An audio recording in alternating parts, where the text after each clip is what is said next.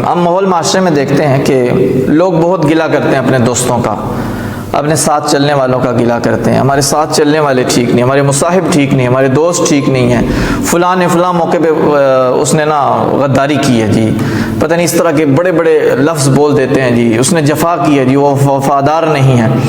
اچھا، اس میں ایک ہماری غلطی ہوتی ہے، ہم لوگوں کو کوس رہے ہوتے ہیں، غلطی ہماری ہوتی ہے۔ ہماری کیا غلطی ہوتی ہے کہ اگر جب ہم کسی کے ساتھ چلنا جب ہم نے شروع کیا، ہم نے کسی کے ساتھ رشتہ ناتا جوڑا، دوستی کا ایک تانا بانا کسی کے ساتھ جوڑا، تو ہم نے حضور کریم آقا صلی اللہ علیہ وسلم کی بتائے ہوئے جو خاصیات ہیں، جو صفات ہیں دوست کی، اس کو نہیں دیکھا ہم نے۔ اب ترمذی شریف کی حدیث ہے کہ کریم آقا صلی اللہ علیہ وسلم نے ارشاد فرمایا کہ میرے نزدیک قابل رشک دوست وہ ہے جس میں یہ 7 خوبیاں ہیں۔ مفہوماً وہ میں عرض کرنے لگا ہوں آپ سے۔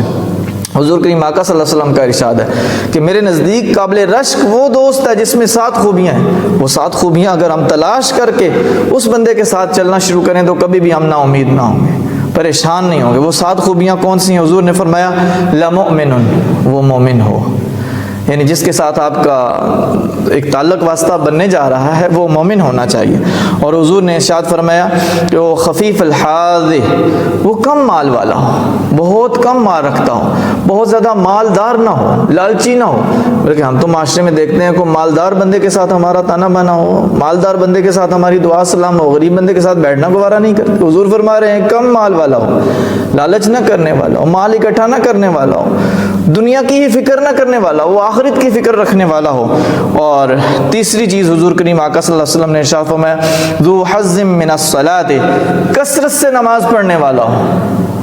جو فرض نمازیں ہیں ان کے علاوہ بھی نوافل نماز کا بھی اہتمام کرنے والا ہو۔ کثرت کے نماز پڑھنے کا مطلب یہ ہے کہ وہ مسجد کے ساتھ اس کا تعلق ہو، نماز کے ساتھ اس کا تعلق ہو۔ اور آگے فرمایا احسن عبادت رب، اور اپنے رب کی عبادت بڑے خوبصورت انداز سے کرنے والا ہو، بڑے آستگی کے ساتھ۔ بعض دفعہ آپ نے دیکھا ہے کہ لوگ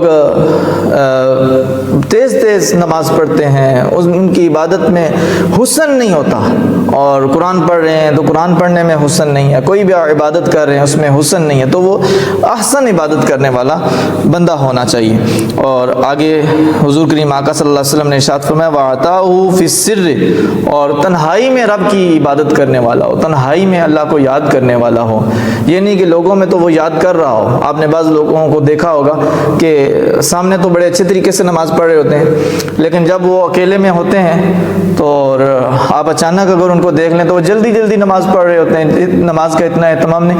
وہ تنہائی میں بھی عبادت، خوبصورت عبادت کرنے والا ہو اور عبادت کا اہتمام کرنے والا ہو۔ اور آگے حضور کریم آقا صلی اللہ علیہ وسلم نے ارشاد فرمایا وَكَانَ غَامِضًا فِي النَّاسِ لَا يُشَارُ إِلَيْهِ بِالْأَصَابِعِ، کہ اس کی طرف انگلی سے اشارہ نہ کیا جا رہا ہو کہ ہاں وہ بندہ، یہ بندہ نیک بندہ ہے، یہ بندہ بڑا خاص ہے، نیکی کے حوالے سے بھی، اور شارح لکھتے ہیں کہ دوسرے حوالے سے بھی، یعنی عیب داری کے حوالے سے بھی، یعنی اس میں کوئی چوری چکاری نہ ہو، کوئی اور معاملات نہ ہو، اس میں کوئی ایسا معاملہ نہ ہو کہ لوگ کہیں یہ تو بندہ ٹھیک نہیں ہے، جھوٹ بولنے والا ہے، غیبت کرنے والا ہے، یا نشہ کرنے والا ہے، اس طرح بھی اس کی طرف اشارہ نہ کیا جاتا۔ اور نیکی کے حوالے سے بھی وہ چھپا ہوا ہو، لوگوں میں بہت زیادہ ظاہر نہ ہو کسی حوالے سے بھی، اس کے ساتھ اپنی دوستی کا آپ تانا بنا رکھیں، اس کے ساتھ اپنی دوستی کا آغاز کریں۔ اور 7ویں جو صفت حضور نے فرمایا وَكَانَ رِزْقُهُ كَفَافًا فَصَبَرَ عَلَى ذَلِكَ، اور اس کا رزق تھوڑا سا ہو، بہت زیادہ آمدنی نہ ہو، بہت زیادہ رزق نہ ہو، اور لیکن اس پہ وہ صبر کر رہا ہو، صبر شکر کر رہا ہو۔